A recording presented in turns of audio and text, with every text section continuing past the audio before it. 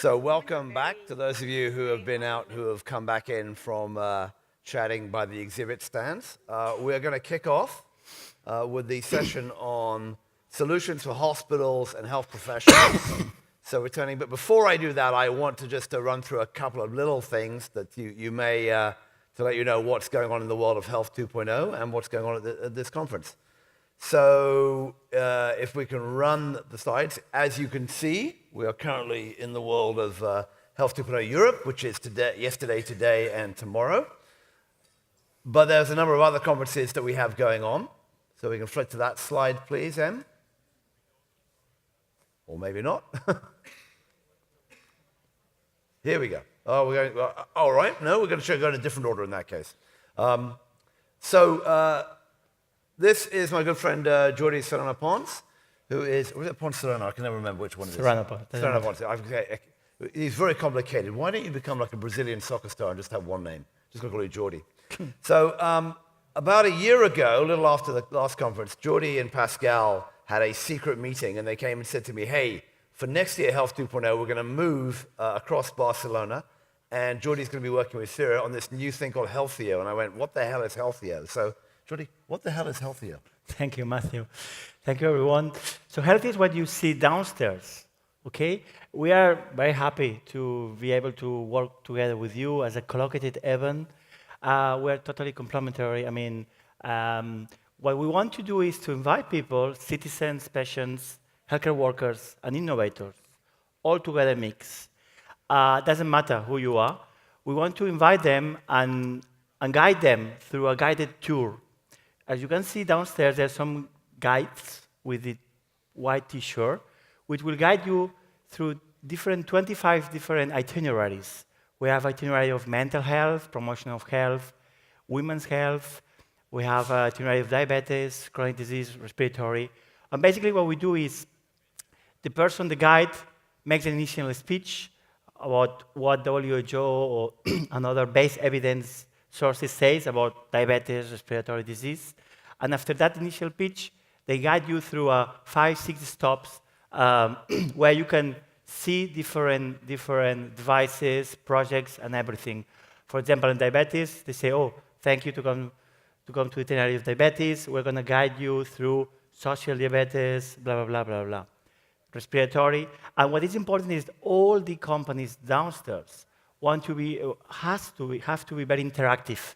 They have to allow citizens, doctors, nurses, and innovators to play with the device, with the project, and so on. And it's a different interactive way of seeing this digital health. Not only digital health, we have 3D printing machines downstairs. We have a lot of virtual reality, of course. I invite you to come, and most importantly, all the people downstairs, yesterday we had 1,500 people, so we work together, it's amazing. All these people downstairs can come and see your stand here. They cannot enter to these conferences, of course, it's your business, but they can come and visit you here. And we want you going downstairs, enjoying the itineraries, and telling people downstairs, hey, come upstairs to see me. Okay, it's a flow both sides. I think it's very exciting. People are enjoying a lot downstairs. We have people think of fitness, also cardiovascular itineraries. 3 big hospitals are there, Hospital Clinic, Hospital Vallebron, with amazing projects. I invite you to come downstairs and invite people to come upstairs. So thank you very much. Thank you, Jordi. We're looking forward to co-locating with Healthio in the future and seeing as this grows. Really, this is all about getting all this new technology and new ways of thinking about continuous care across the board. Yeah. From the professional into the consumer world. So we're looking forward to that. Thank you. Thanks so much. Thank you very much. Thank you. All right. Couple of other quick things. We're running a new system this year called Bizzaboo. So if you go to the Bizzaboo app, either in the App Store on Apple or on the Play Store on Android, you can download Bizzaboo. You can search for the Health 2.0 Europe. And if you turn on your notifications, you'll get a notice that will say things like, quick, get back to the main room, or coffee break in this room, or deep dive in that room. So you'll get some information. Everybody at the conference, everybody registered for the conference, not only the people in the room now, the people in the exhibit hall and all the others over the last 3 days. Everyone's in that system, so you can message them, you can search for them. It's a cool little system. We've been using it this year. It's a new system for us. and we like it. So please take a look at that. If you haven't gone down to download the app, please do that now.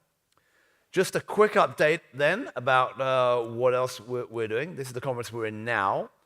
We have our large annual conference back in California, October the 1st to 4th this year. We expect a couple of thousand people to be at that one, some of the order of 100 exhibitors, and we're doing a whole bunch of new and interesting stuff this year. In Hyderabad, India, on November the 10th, we have the Health 2.0 India conference. So look out for that one. My friends and colleagues, Yuri and Dr. Yuri Ueda and Dr. Yoi Iwami from our colleagues at MedPeer are somewhere about here. They'll be hosting Health 2.0 Asia Japan, December the 5th and 6th in Tokyo. That's our third year there. If you haven't been to there, it's a great and large market. And then back in JP Morgan Week, we do our annual Winter Tech conference, which is about health tech investing in San Francisco in early January. So that's just a smattering of some of the other conferences. We'll be back here again next May in Barcelona to do Health 2.0 Europe 2018. And with that, we're going to dive into the panel. I'm going to call out Rachel Dunscombe and Raphael Grossman. Did we find Raphael? He was lost in traffic. We don't think we've lost. We've still lost. Oh, well, Rachel, then We've been trying to have find to him. put up with the. So anyway, please welcome Rachel Dunscombe. So Rachel wears many hats. She's going to be running the panel immediately after this one, so we're just going to do a little bit of chatting here. Mm-hmm. But Rachel's the CIO of Salford Royal NHS Foundation Trust. It's a large UK hospital. For some reason, they call their hospitals trusts. I don't know why. Is there a good reason for that? Yeah, there is actually, because we're not just a hospital. We've also got all of the community and now social care. We're an integrated care organisation. So I guess trust is a better kind of descriptor of that end-to-end, integrated care organisation. Ah, so you learn something new every day. All right. Rachel's responsible for the technology vision and the strategy and actually the operations of the whole trust. She's also the strategic CIO for the Salford Royal Group, which includes a bunch of other key hospitals as well. Yep. So one of the largest NHS operations. So Rachel, we're going to have in this session a whole wide variety of different, and when Raphael, if we find Raphael and we get him out here, we're hoping he doesn't miss. He's doing a keynote, I think, tomorrow with Shafi Ahmed, so another of our joint keynotes. So I hope he does show up by that point. But I saw him yesterday, so he's somewhere. He's alive. He's somewhere. Missing in action. We'll find him. We've heard a lot over the years about, NHS. There was MP Fit, which didn't really work. There's a whole bunch of NHS going digital. We've had conversations over the years about that all. And there always seems to be new initiatives in the UK, and for that matter, going across Europe. We heard actually today earlier from Bettina Humetrix about some new tools that they're working with in particular trust, that one with Sheffield and elsewhere. Give me a sense, what do you think are the sort of two most important trends or programs that are kind of being promoted NHS-wide that you're most excited about in terms of actually moving the needle on some of the stuff we've heard about? So there's a couple of things. One is actually the rise of the chief clinical information officers, because a lot of these ideas come up through them and their patients.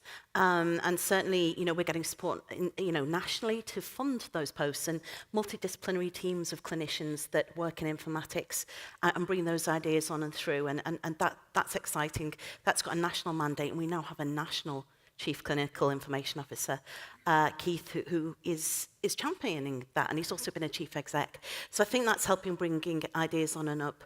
But also the other really exciting piece for me in the UK is Interopen, and it's a group of industry, NHS and other partners who are co-creating industry standards, so building on FHIR, building on the way that we use SNOMED, talking about, open archetypes, open EHR, and how we should use them. And that's a party, there was a conversation earlier about, sort of equitable voices in a clinical team. I think what I'm really keen on is equitable voices in the industry, that we hear everyone's voice, and Interopen is creating a space where we define a language that we can all speak for these apps and this ecosystem. So for me, there's almost a zeitgeist about it.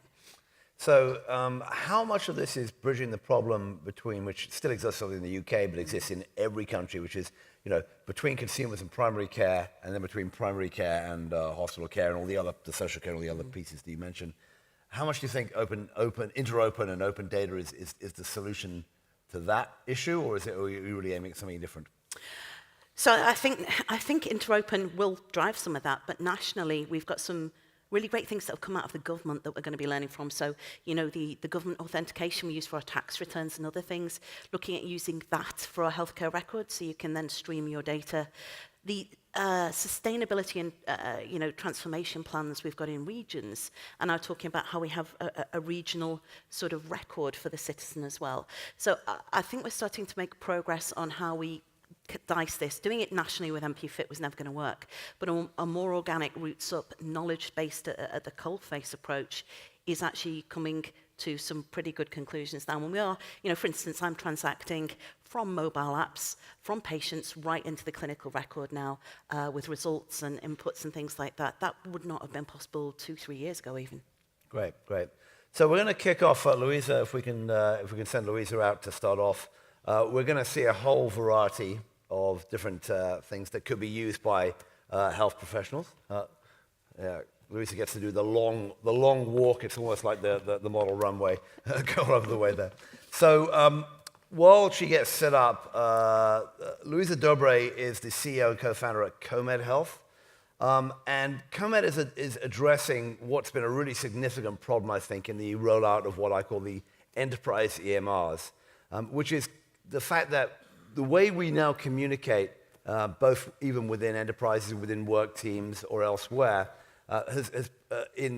with everyday technology, you're all doing it now with your texting and your WhatsApp and all the rest of it. And obviously, the whole concept of using platforms like Slack has really changed the way that people work in teams. But that's not really been part of the design of the clinical EMRs, EPRs, EHRs, whatever you want to call them, that clinical teams have used.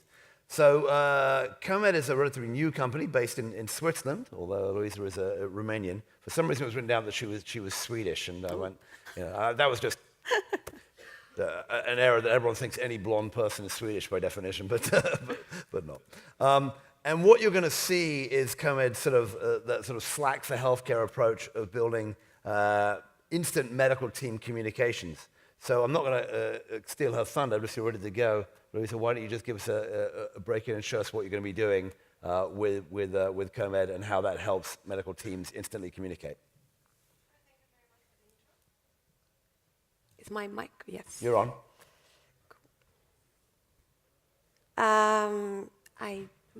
The demo is Are you on your screen? Here we go. If we can move the demo up to the main screen.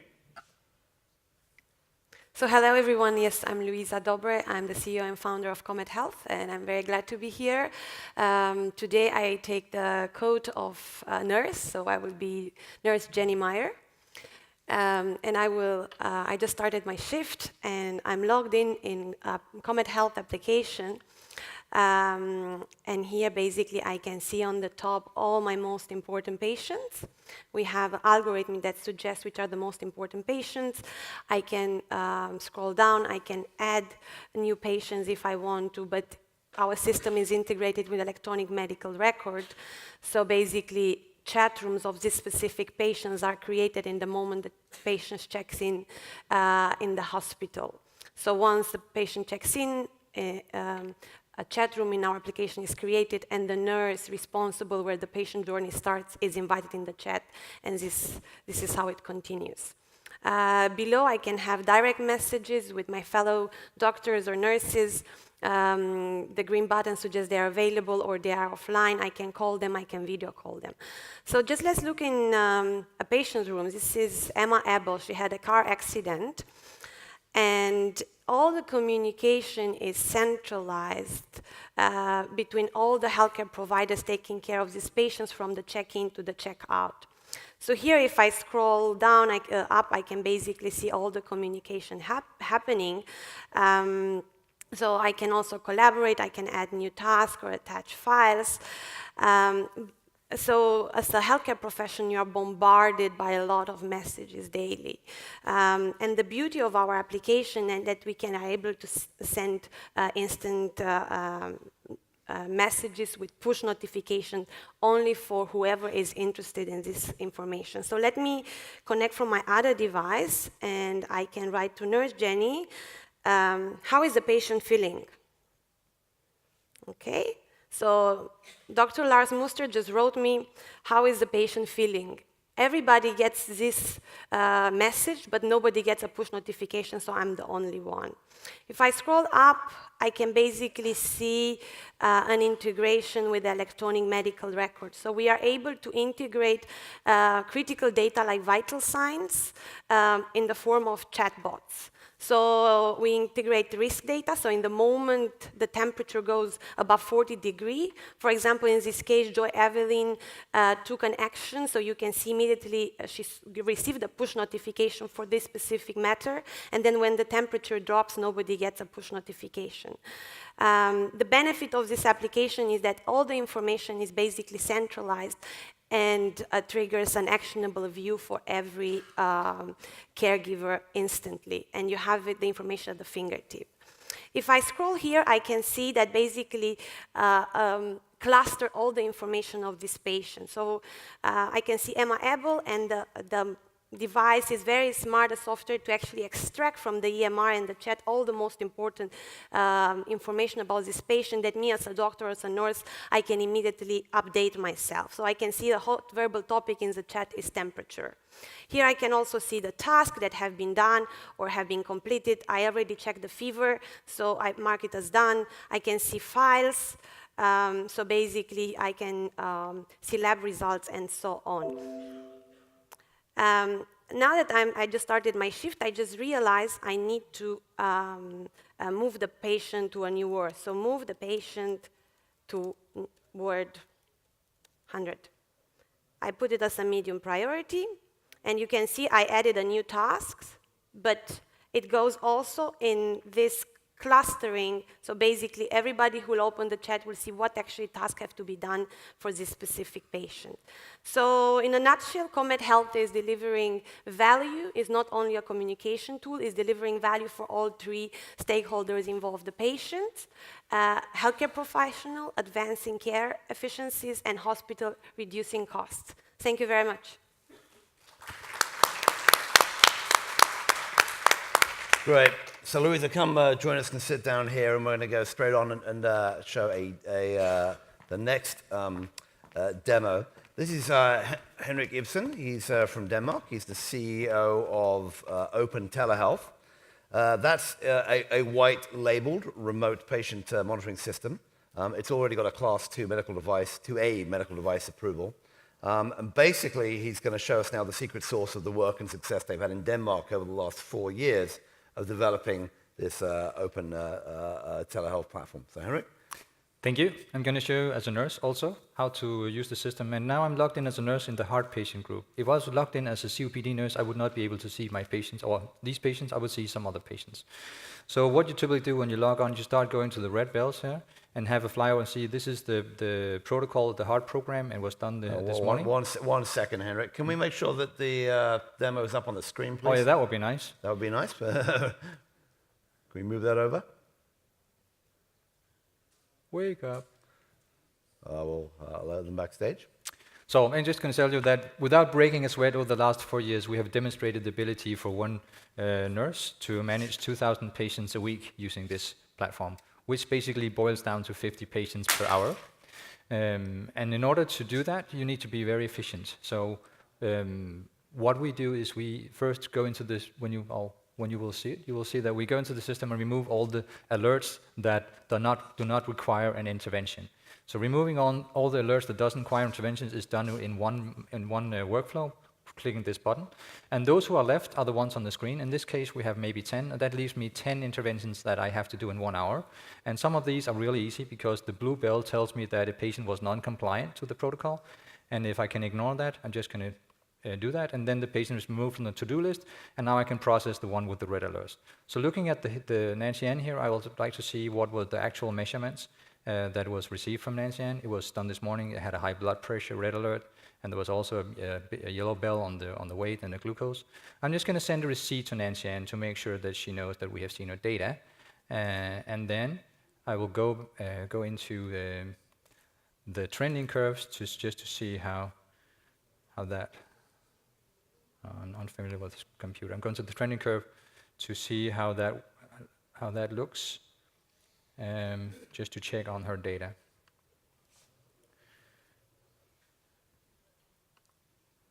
Oh, I got the wrong patient here. So there we are. So looking at the trending curves, we can see how the development has been, and we can also remove any data that is bogus. I cannot delete data. I can remove it from the trending curve by ignoring the actual data set. So that's the process of actually reviewing the data. And after that, I can do an intervention. I can send a message to her and tell her to visit the GP.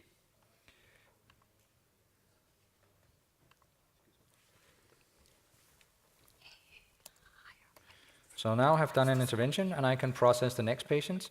And this is the speed and efficiency with which we can do this. Of course, she still has red alerts because there are multiple alerts on it, but that we'll take that another time. I'm just going to show you how we actually do the clinical protocols. And here I've always, like the chefs on TV, I have pre-cooked something that you can see. And here we have a questionnaire. So you can see here I have added flow, some weight, and I have added blood pressure. In this case, if the patient does not feel well, I'm just going to add a yellow alert on that. And then here in the weight measurement, I can change that to be a weight measurement that is branchable in terms of responding to the threshold. So now the weight will be evaluated, and I can add multiple notes. So if the weight is high, I can add an action or a branchable logic that does additional glucose measurement or additional checks and additional questions. So I have like 6 different exit points of this particular node, so I can program this very detailed, allowing the doctor and the clinicians to program the system exactly how as they want. So what I will do is just go into a patient here, and now I'm simulating the tablet on the patient, just to show you how that takes place. And here the patient can see their data. They can see receipts from the doctors acknowledging that they have submitted their data. So you always have this guardian angel on your shoulder, but there's web links for the specific patient group. And I can have messaging, I can change password. I can see my curves, obviously. But the most important part is I can go in here, I can do the BCN tests questionnaire. And as you saw before, I'm asked if I feel well. Yes, I feel well. Oh, there I have a measurement error. We're just going to take another one here. We'll take the heart program. Welcome, sit down, get ready. And now we're timing down. We're waiting for the system. Do you feel well? No, I don't. So this is just a test now. And then because I feel bad, I'm required to input my blood pressure and my pulse. And I can press next, and my weight. This will definitely give me an alert. Because the weight was high, I have a glucose measurement as well. I'll do that too. And then I can send my measurements. And going back to the portal, the nurse can now immediately review the data on Peter Testerson. Here, you can see I had actually a yellow alert on the weight. So now I can acknowledge that, send a message to the patient that it has been acknowledged, and immediately in my patient menu here, the patient can see, oh, the doctor acknowledged my measurement, so I'm good. I don't have to worry about anything. And this completes a full walkthrough of how this is operationalized in the daily work on the hospital. Thanks, Henrik. Grab a seat. So, and welcome Raphael Grossman, who Thank you. We don't know where he was, but we found him. Apologize. Lost in spaces there. Raphael doesn't need much introduction, but based in Maine, originally from Venezuela, a leading surgeon using a lot of new technology, and you'll see him talk more about this later. But just to talk to both of you, and perhaps Rachel, you can jump in here. You've both built tools that kind of sit across teamwork, essentially. Talk a bit about, I just want you quickly to both talk a bit about, what do you find the main challenges you have been in so far in getting those teams to go off the informal ways they've been programming or creating those care protocols and how they've been putting it into effect? What's been the main challenge to sort of get those early adopters to use these tools? What do you talk? So actually, we start our first proof of concept on Monday in the biggest hospital in Switzerland, in the emergency room. So far, we spent more than 700 hours speaking with the doctors, more than 200 interviews. And based on that the adoption on paper is more than 95%. The doctors are outraged about the fact that most of them use pagers, which is very, very inefficient and drives a lot of error in the care delivery. So for them, I met doctors who said, I tried developing my own solution because pager is not a sustainable way to communicate, and also landline phone. So they use WhatsApp, what you also mentioned before, but now hospital management, Rachel, you correct me if I'm wrong, they develop mobile strategies. At least in Switzerland, there are many hospitals developing mobile strategies actually to tackle exactly this point. And this is where our solution can bundle perfectly because we offer this secureness and also this care coordination around patients. And Henrik, same question to you. What have you seen has been the main issues getting people to adopt these new types of tools? It has to be simple. Simplicity. As you can see, our user interface is extremely simple to operate. The doctor does not have to read the manual before using the system. They can change the clinical protocols themselves without consulting IT people, which they hate. Right. So the ability to do things themselves and have a really, really simple system is key to getting adoption from the clinicians. But before you're able to reach that, the 80% of the job is actually the implementation, which means guys like Rachel need to fix the organization and make them prepared for adopting new systems. Because if that effort is not made, then you can forget about all kind of IT systems. So I don't want to, Rachel, talk a bit about that because you mentioned the open, the open data movements and open standards, all the rest of that. You're now talking about bringing these tools that sit across other clinical tools or do it across teamwork. What are some of the challenges of putting that in? I assume you've got multiple different systems that you're taking data from. Louisa, you had some, the chatbot come in from the EMR. And obviously, you've got connections back and forth with that for yours, Henrik. Give me a sense about the challenge there. It's interesting. What you're doing there is part of systemic processes for organizations. And so it needs, it needs to be able to message data in and out of what you're doing. And there are no standard interfaces. So I just looked at you, Louisa, transferring somebody to a bed. There is no standard message across all of the systems to transfer somebody into a bed. And I think this brings it home to me that our job really is to standardize as many of these messages as possible so that you can actually overlay your implementation on top of all EMRs and all EPRs, and that it's not just the one that you're working with, and you have to rework that. And I think very much the same for your solution. It is part of a systemic solution because what you record here could have an effect in the emergency room or, in the community setting. And at the moment, the legwork is on you to do a lot of that again and again. And I think we need to join in the middle around those open standards, and that's still a journey to go on, I think.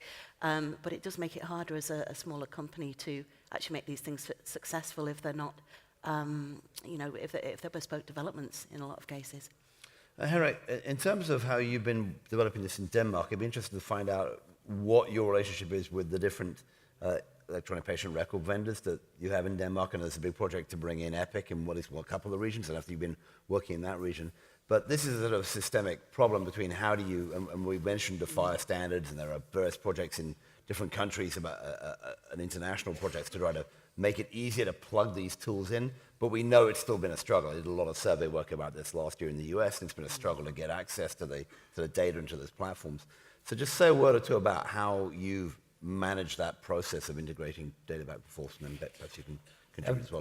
I've been struggling with that particular issue in Denmark for 15, 20 years. And what we did when we got the government funding for doing the Open Teller platform, we also had a project called consolidation integration. So we built a national architecture, a national database for consolidating all measurement types. And we had a standard HL7 interface in front of that and a FHIR interface. So we enable all systems in the entire nation to submit data to the same database, not just OpenTeller, which means that we can consolidate all the data in one database. That means all the EMR have one place of integration to get the data from, no matter what local system you use. And this is the way to go forward. And open source and open standards are key to implementing.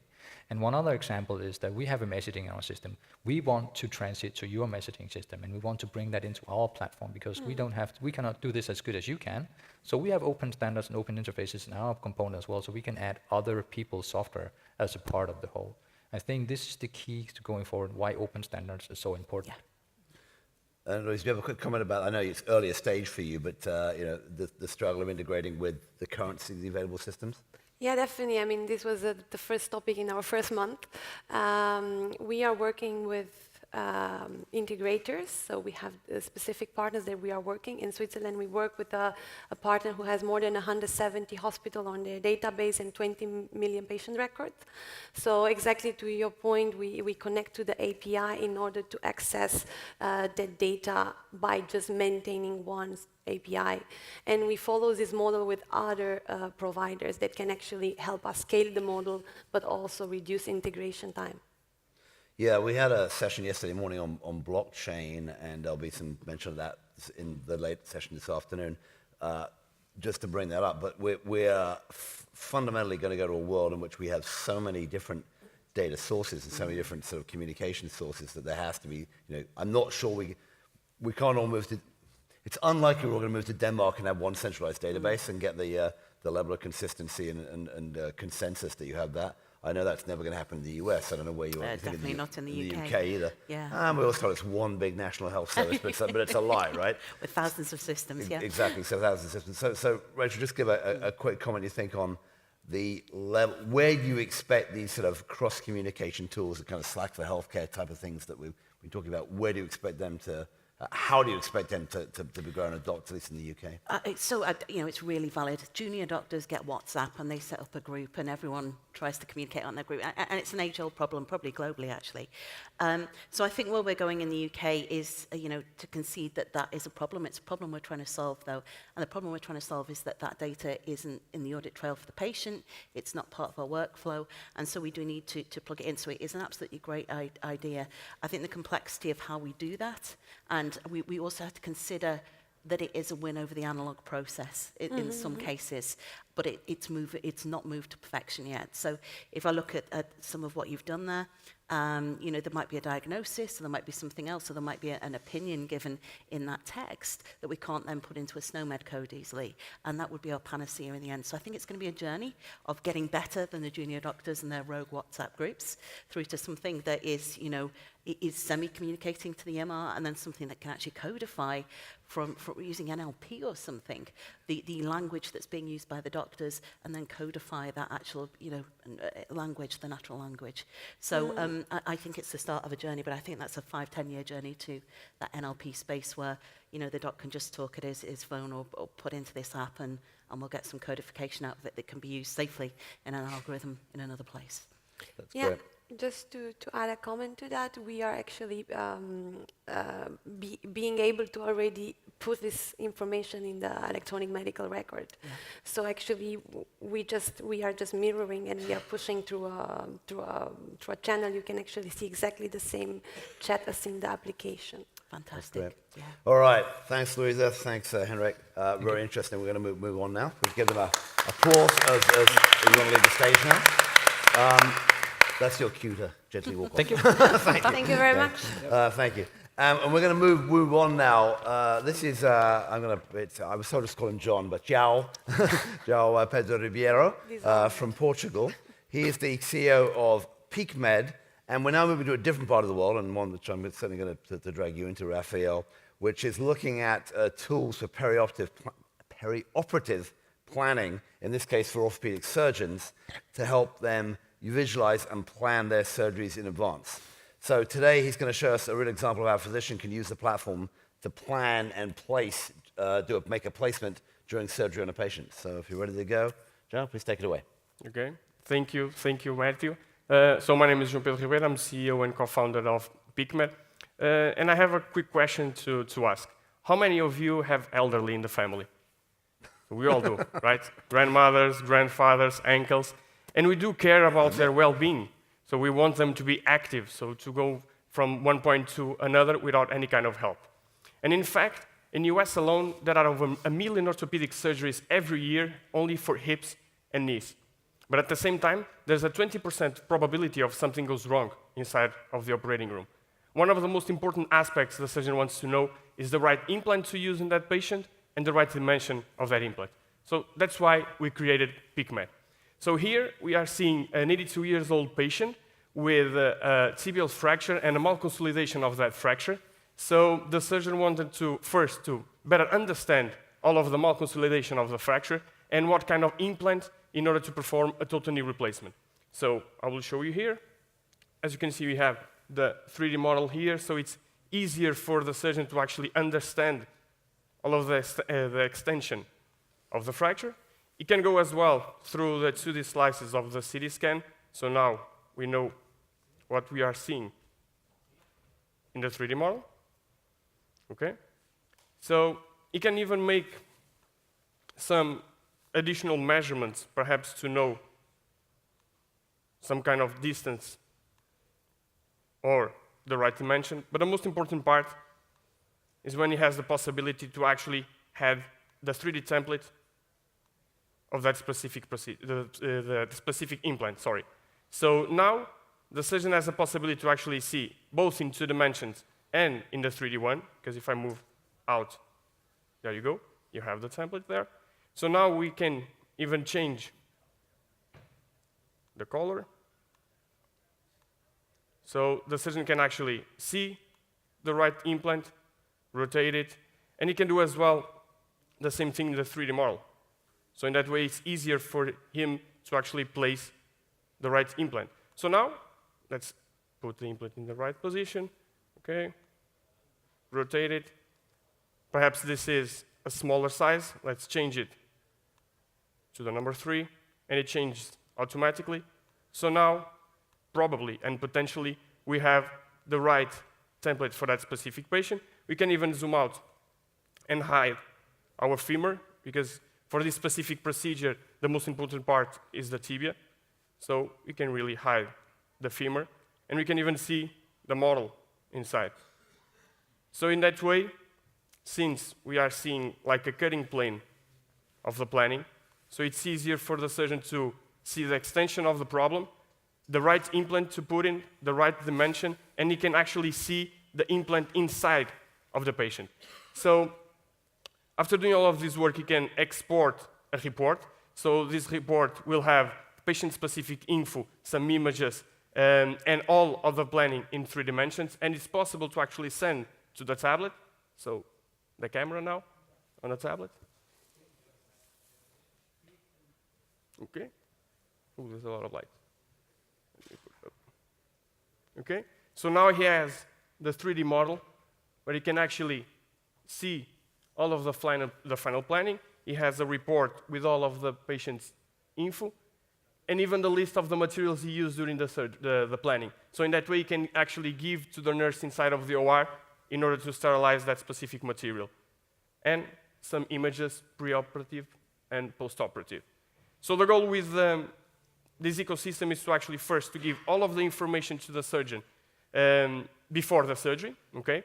And to use both the desktop version and the iPad version to engage with the patient, because more now than ever, the patient is a customer, so he wants to really understand what it goes inside of the operating room. So we developed the iPad version to help the surgeon engage with the patient. Thank you very much. Now, come join us. We're going to go straight into our next demo, because these are kind of like, we're now moving to a period of things that will be used more actively by health professionals. The next demo is from Simon Dussachois. I'm going to use my fantastic French accent, which is probably nowhere close to the right pronunciation, who's the CEO and one of the founders of NephroFlow. So NephroFlow is a tool which he's built over the last 2 to 3 years with dialysis nurses and nephrologists, basically helping people in the dialysis world basically efficiently plan, prefer, and perform follow-up treatments to change the workflow for teams working with patients on dialysis. So if you're ready, Sam, please take it away. Okay, thank you. So NephroFlow is a solution that's comprised of 3 different parts. We have a tool, a web-based application that allows the nephrologists to plan both operationally and medically the dialysis sessions, so prescription, medication, recurrence, all the orders, the planning of the ward, and so on. Then we have a second tool, which is an iPad application I'm going to show you now that guides the nurses on a real workflow basis. It's a dynamic workflow that guides the nurses based on the information we have in the system, the prescription, and so on.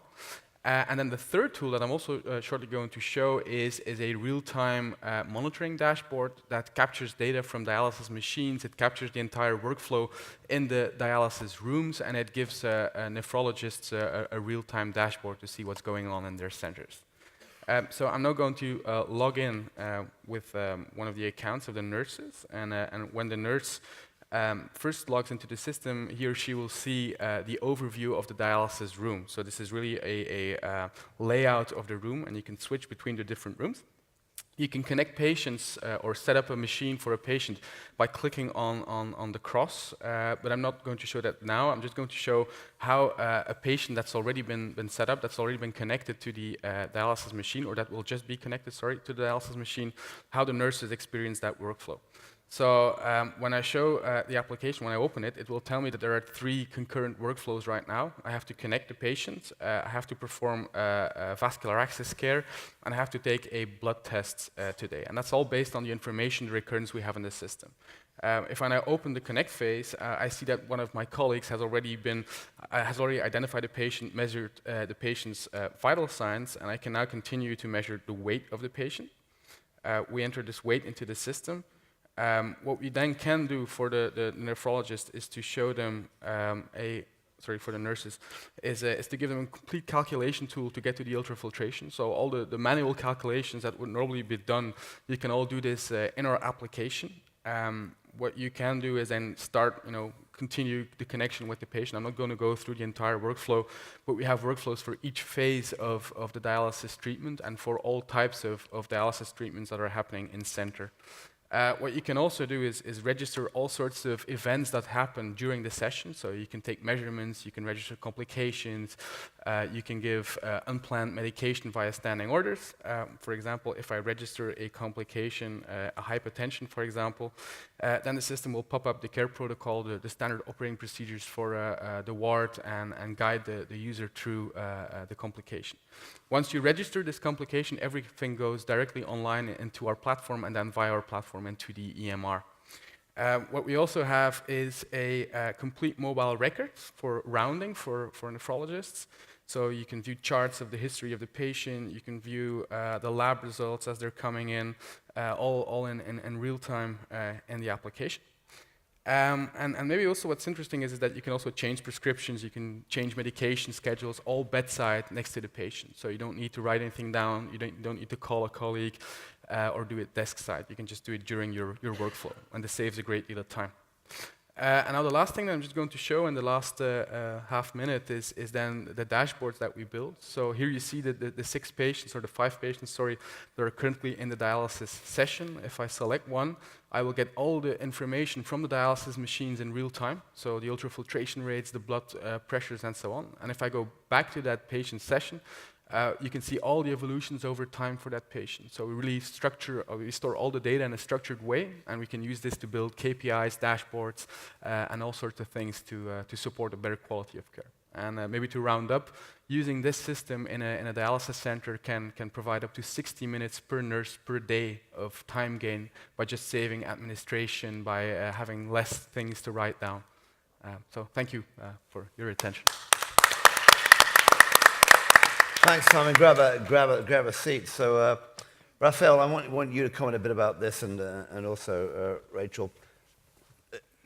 Maybe there's comments or questions. But in terms of, I think the reason I've grouped these two together is they're relatively different types of tools, but they both seem to me to be doing something new. So I think that the previous tools we saw were kind of the Slack for healthcare kind of things, are kind of replacing pages and what have you.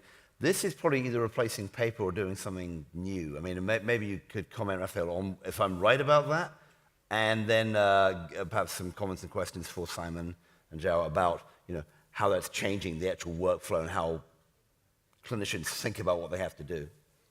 So no, thank you very much for these fantastic presentations. As a clinician, as a full-time clinical person, anything that improves the way the data is not just obtained, but the flow of data. And then it's about the data obtaining, the flow of data, and the analysis of data. This, I think healthcare, the main problem in healthcare is about communication and connectivity. And these tools really connect us, physicians, better with that data, improving the flow of data. So I think that the way we do it now is we try to do all digitally, but we are just doing it the same way we do it with pen and paper, except we are typing stuff. So if we have some degree of improving of the flow of data and a component of sort of an artificially or augmented intelligence algorithm to improve the flow of data so that the decision at the end is better, I think that we are definitely on the right track. So Simon, I just wanted to ask you, what you said they save 60 minutes. What are you replacing, and how is the data? How has that workflow been changed for those nurses and doctors in the dialysis facility? So it starts with the preparation, and start of printing paper, and start of having to go through files. We can show them lists of all the complications that happen in the last few minutes, or sorry, in the last few sessions. What we can also do is replace all the follow-up after the session. So writing down, what happened, end blood pressures and so on. We all capture that from or the nurses or from the dialysis machines. So we've measured that in a study in 3 centers, and we see that around 25 minutes are saved by just capturing data from the machines, and around 35 minutes is really in administration. It's really communicating with your team members, writing down results, preparing for the next session. If you can make that quicker, you save a lot of time for each nurse. Jump in, Rachel. So I really welcome this solution. I've done an analysis in the marketplace. I've worked with renal services, and I completely back you up. If it messages well to the EMR or EPR and pulls in everything it needs, I think it is going to save huge amounts of time. What I would say is that the wonderful dialysis machines, most of the ones we've got have still got horrible serial ports and literally zeros and ones, right? So that there is a big integration issue with some of the kit that we've got. The industry is not that advanced in terms of renal hardware in a lot of cases. But I think you've hit on a golden gem there, because there are a few players in the market, and you're doing something quite special there, I think. Thank you. Interesting. Joe, I wanted to ask you about the same question about, which is essentially how are you finding that the surgeons are working with you? There's a guy who's had several knee surgeries and needs to have some more, probably because of my excessive snowboarding using an unfit body to go snowboarding with the bad knees. Tell me how give me the reaction you've had from the surgeons. No, yeah, even in the very beginning, when we started developing the technology, we felt that most of the doctors still uses a pen and paper. Sure. So they use the pen, they use the paper. The paper would be like a photograph of the X-ray, in order to plan the surgery using a ruler. So we are trying to change that, because we have a lot of information with X-rays, CT scans, and MRIs, and we can use that to somehow trigger a better way to treat the patient. So in the very beginning, we felt that with doctors having some troubles to actually changing the process, because they used to use pen and paper. So why changing now? But now we are feeling that for them is a really good way to address the patient's problem, because it's really graphic, it's visual for them to actually understand the final outcome, or maybe iterate different approaches for a specific procedure. Rafael, okay, so you're a leading-edge surgeon guy who likes all this new technology. Give me where's the middle of the bell curve of your colleagues in surgery, in orthopedics or other general surgery, for using these kinds of tools. We're talking about sort of advanced simulation and planning, pre-planning. My dad was a surgeon. I'm sure he would, I will cut and investigate, right? So how's philosophically changing? Where do you think surgeons are these days? Well, I think that I can speak for surgeons in probably just in the U.S. and maybe in Latin America. But the reason we use pen and paper is because it's easy. You grab a napkin and you just write something, Yeah. And it's accessible, it's easy to use, it's there all the time. I think that obviously tradition and paradigms are hard to change, and so it's for conferences like this and venues like this to change the way surgeons, because most surgeons don't really take into this, because again, I don't want to learn another system. I don't have to.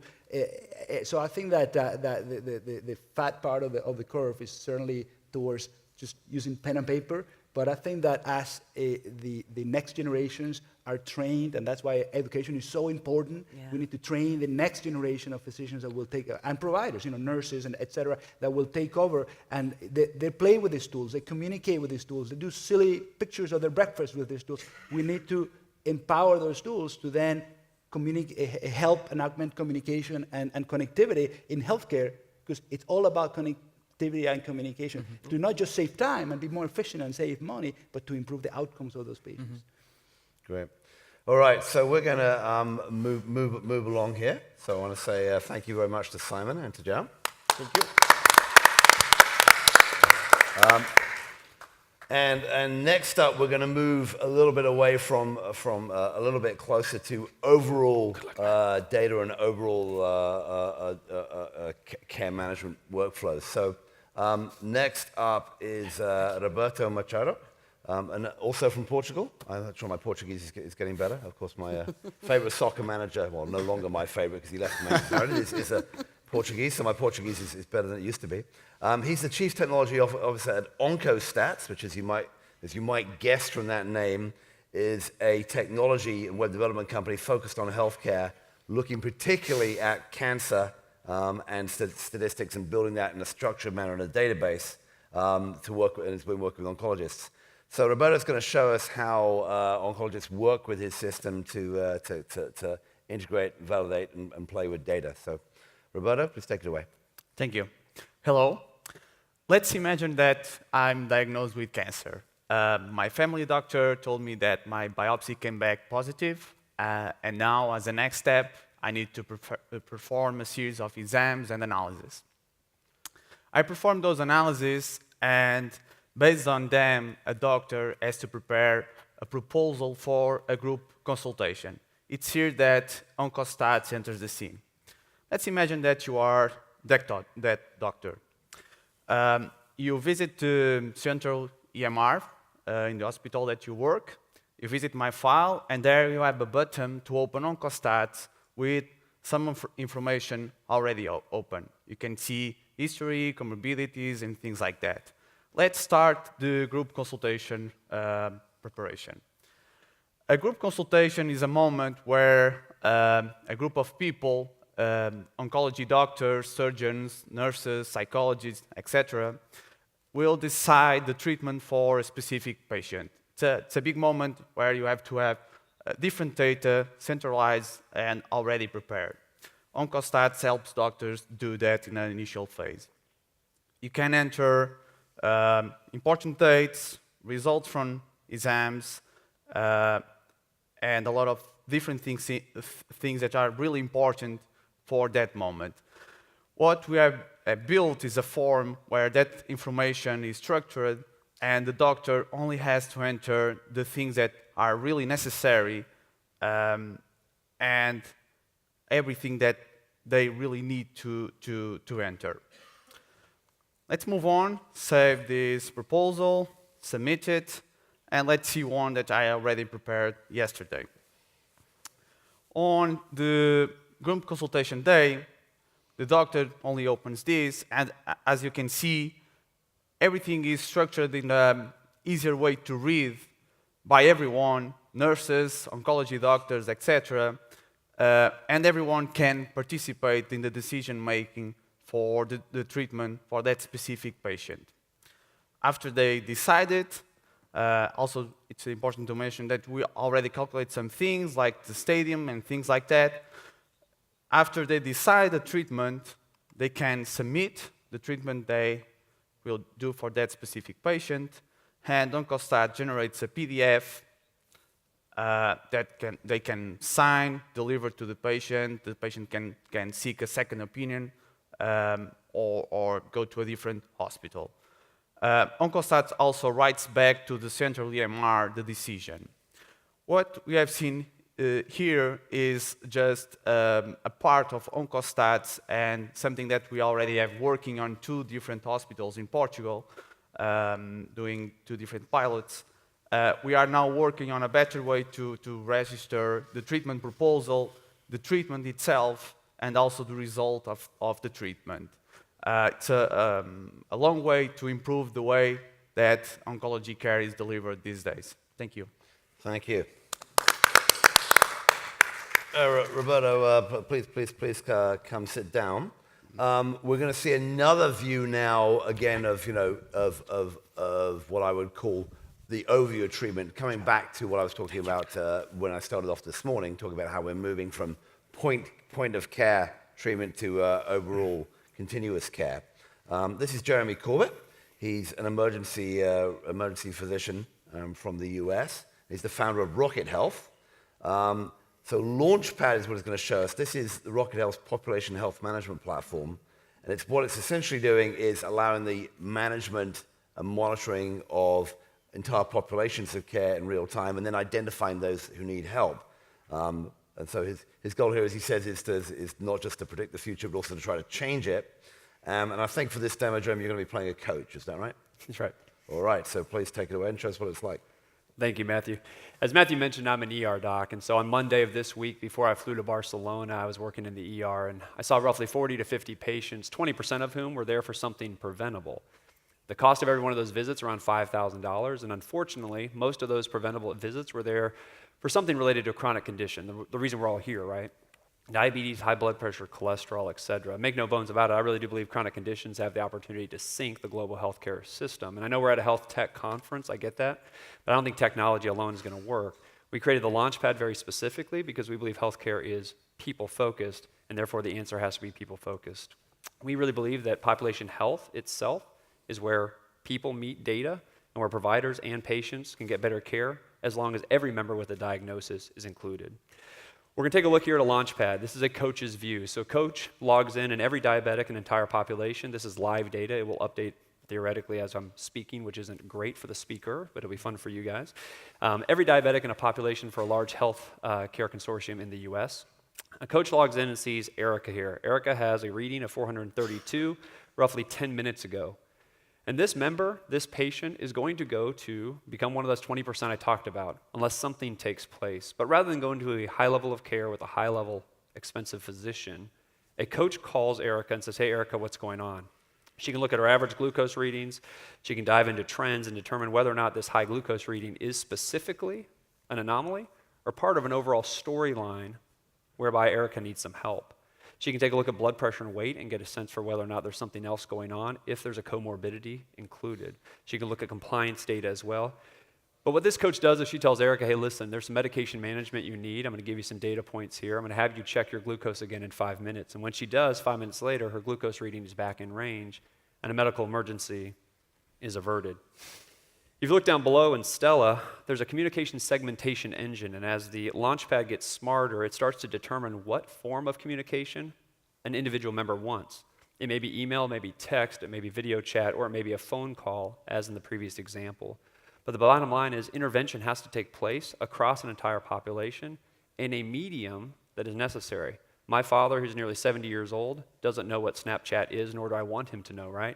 But what I do want him to do is to get a call from his coach if telephone is the medium that he desires. A younger diabetic is going to need a text or perhaps a video chat-enabled opportunity. The Launchpad tracks data in real time. We believe that most population health programs really are subpopulation health programs because they don't track every single member in a population. We didn't just create this for coaches, though. This right here is our Your Population tab, and what it does is provide KPIs, or key performance indicators, across 4 primary buckets: accountability, supply chain management within a diabetic population, quality, the true glucose scores that matter, trending A1C, and then hotspots.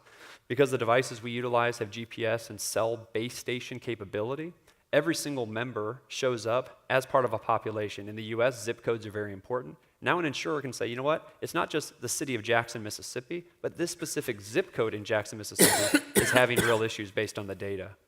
We can look at engagement. Engagement's obviously very, very important as you look at a population. You can take a look at the actual glucose scores, the engagement across the population. And then you can also look at, if I take this off, spend, which is obviously very critical to any healthcare company. And the point is, you have to have a way to know whether or not your programming is working in real time. And so not only can a coach dive into those members that are red, that are alerting, that need intervention, but also a healthcare company, an insurance company, a provider group, or a hospital can take a look at every single diabetic in a population, every single hypertensive in a population, and determine whether what they're doing works. As in any dashboard, this isn't novel, but everything is searchable by name, by individual biometrics, or by compliance. And every single data point generated here through the search can obviously be exported and put into a document vault for securing, as we'll see here. The point is this: by 2035, the reason we started with diabetes is because in the next 20 plus years, there are going to be 600 million diabetics. Why not start with diabetes? And while I think technology is going to be critical, we firmly believe at Rocket Health that population health has to start with these people. And so Launchpad was created, honestly, to drive efficiency, to drive efficacy, and perhaps more importantly, to drive humanity through people-to-people connection. Thank you. Thanks, Jeremy. So, Jeremy, come grab a seat. So, if you remember the last of the 4 arrows I showed you this morning, data-driving decisions, clearly you've both, in different ways, developed very data-intensive platforms in order to help decision makers, whether it's a tumor board, as they call them in the States, or a group meeting, as you call them in Portugal, or a population health manager probably working with a medical director or something for a health plan or for a hospital system in the US, bringing that data together. So, Rachel, my sense is that we give a lot of lip service to bringing data in and helping it manage decisions, but it doesn't tend to get, you don't see the data. The data doesn't show that data gets used, as it were. Where are we with that, do you think? So we call them MDTs in the UK for cancer, so they're multidisciplinary teams, yeah? And what fascinates me is the fact that they drive with multiple screens that are all over the place and sometimes analog slides. We're luckily now with digital pathology.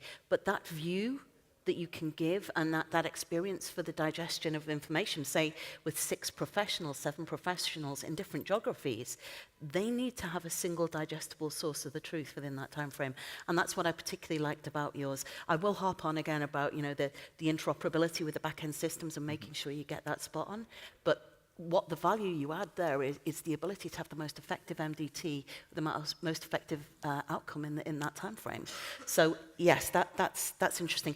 And again, the value add that you've got there with the population health side of things is really about the visualization and understanding what those clinicians need to see, and then consumerizing it. So as you said, an email, a call, or whatever.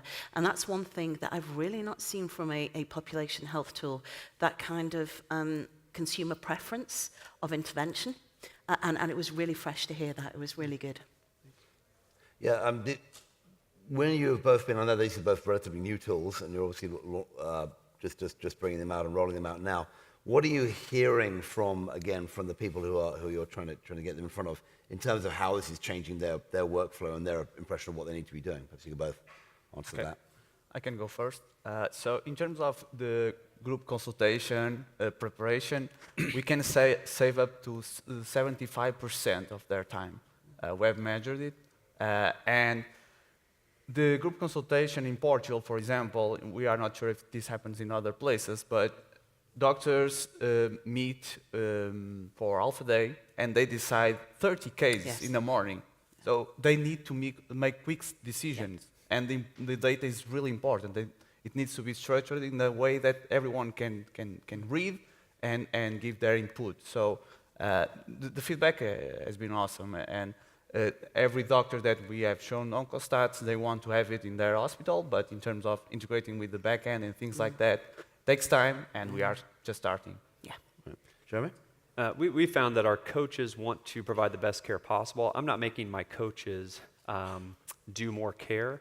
What I'm ensuring is that the coaches and the providers are more efficient. They're going to make 12 calls or send 15 texts or do 5 video chats, but what we're driving them towards are the most efficient use, the ones who really need care. So our coaches, these diabetic educators, are calling us saying, this really matters. I'm calling somebody before they walk out the door to go to the ER, rather than just calling somebody to say, hey, I saw through claims that you were in the ER 3 months ago. I'm already behind the 8 ball. And that's why I know it sounds somewhat preposterous to say we're going to predict and change the future, but if I can get a live human interaction moments before or moments before something happens and moments after an event has already taken place with biometric data, I believe that's the best place for change. And these coaches are now doing what they were trained to do the whole time, right? They did education to become an educator. Now they get to actually do it at a point that matters. That's exciting. So how are you dealing with that? A lot of what you're talking about is depending on what I said in theory this morning, which is we're moving to real-time care, doing real-time monitoring, but now you've got people in the house. I know that we are now seeing many more devices and tools for that, but a while back Rachel was mentioning the problems with input-output from dialysis machines, right? A lot of blood glucose meters still aren't even ready to sort of broadcast in that way. How are you finding, what you're doing, the theory of what you're doing, matching the reality of what's out there in the ecosystem now? So that's actually been our biggest dependency. We didn't anticipate that, but hardware is slowing us down. So we partnered with a cellular-based glucometer because I said I have to drop ship it to a location in the US. We've already talked to our first CCG actually within the NHS, interestingly enough. And when they turn it on, it has to work. If they have to connect something through Bluetooth, it doesn't matter. The technology's terrible. Just like having an MP3 player and a towel. It's interesting to talk about, but it makes no sense. And so we're actually still waiting for some of these hardware companies to make sure that we've got cellular connectivity. An interesting point, during Labor Day is a big holiday in the US, we started getting readings all over the Gulf shores of Florida. I thought, what is going on? We're getting bad data. Well, our members are on vacation, just like everybody else, and they're taking their glucometers, and we're getting base station IDs pinging from Florida. And I realized that's it, right? The technology, the real-time storyline can take place in Florida or California or London or Nottingham. It doesn't matter, but you're right, that data has to be coming from a cellular or cloud-based rather than a Wi-Fi or Bluetooth. Rachel, do you have a comment on that? Now you're moving into sort of managing multiple hospitals, multiple systems, and multiple types of operations? If it's not on our four walls, we want to be able to put a cellular data card in that thing, right? Please start making things with cellular data cards in. It's the easiest way. For most of our population, if it falls off their router once you put it on, they won't put it back on. We don't want our techies going out to their houses. We just want an embedded card. And most of the telecoms companies will do really reasonable sort of £1 deals or something for small amounts of data that these things shift. So, I'm waiting for the panacea of the Internet of Things connected with a SIM card. But I think that gives us, the overview I see of what these kinds of tools are, but obviously very, very different solutions that the two of you have presented. But the overview, I think, here is that we've got several problems, right? One is accessing data. Do you know if that diabetic, that person with diabetes is about to go off a cliff, their blood glucose is too high or what have you? How do you bring together all those different pieces for a tumor board or what do you call them in England? An MDT, multidisciplinary team. Multidisciplinary team board or a group function or what have you. But a lot of these is issues of data collection. But then you need intelligence in the system to actually start telling you how does a professional or how do a group of professionals actually make decisions with that, and that's sort of where you're going with your coach work there, Jeremy. So I think you've got, this type of thing is going to be growing and overlaying, and it can't stop clearly at one institution because, as you mentioned, Roberto, it could be that you need to take this data to another institution for a second opinion. You probably want to bring in multiple people from multiple institutions. In London, they might be, people travel, right? We have to say an industry that moves people around.